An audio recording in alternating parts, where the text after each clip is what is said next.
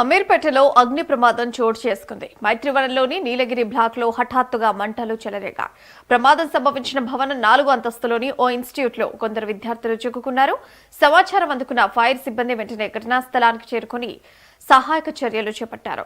నిచ్చెన సహాయంతో అగ్నిమాపక సిబ్బంది విద్యార్థులను అతి కష్టం మీద బయటకు తీసుకొచ్చారు. అయితే మైత్రివనం అగ్ని ప్రమాద స్థలాన్ని హైడ్రా కమిషనర్ రంగనాథ్ పరిశీలించారు.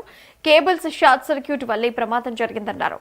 2వ ఫ్లోర్ లో దాదాపు 50 విద్యార్థులు చిక్కుకున్నారని, బాల్కనీలో చెత్త డంప్ చేయడం వల్ల రెస్క్యూ కొంచెం కష్టమైందని తెలిపారు. అదృష్టవశాత్తు మంటలు వ్యాపించలేదని, ఒకవేళ మంటలు చెలరేగుంటే పరిస్థితి చాలా భయంకరంగా ఉండేదన్నారు.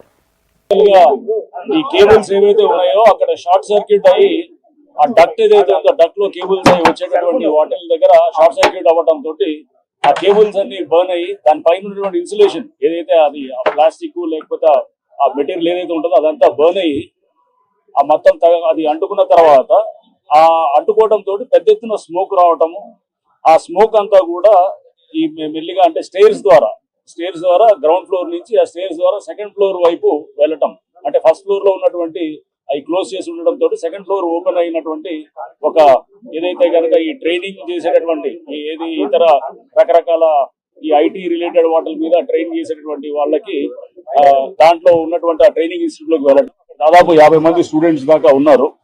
ఉంటే ఇది యాక్చువల్ గా స్మోక్ తిక్కుగా మొత్తం కూడా కమ్ముకోవడం తోటి ఆ సెకండ్ ఫ్లోర్ లో వాళ్ళందరూ కూడా ఆ బాల్కనీకి అటువైపు రావటం, బాల్కనీ అవి కూడా మనం చూసాం పూర్తిగా ప్యాక్ అయింది. అయితే ఈ క్రమంలో మాకు హైడ్రా కంట్రోల్ కి కూడా ఈ ఫైర్ యాక్సిడెంట్ అయితే 10:50 to 10:30 మధ్యలో హైడ్రా కంట్రోల్ కి ఫోన్ రావటం కూడా జరిగింది.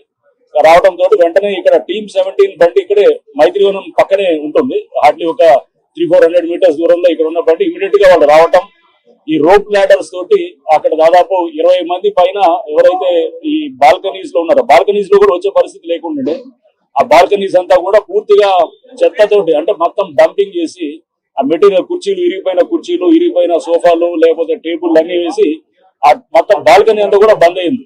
ఆ బాల్కనీలో అక్కడి నుంచి ఏదైతే చిన్న పార్టీ ఏదైతే కాస్త ఓపెనింగ్ ఉందో అక్కడి నుంచి ఈ రోప్ లాడర్స్ తోటి టీమ్ 17 వాళ్ళు ఇమీడియట్ గా రావటం, ఇక్కడికి వచ్చేసి వాళ్ళు రెస్క్యూ చేయడం జరిగింది.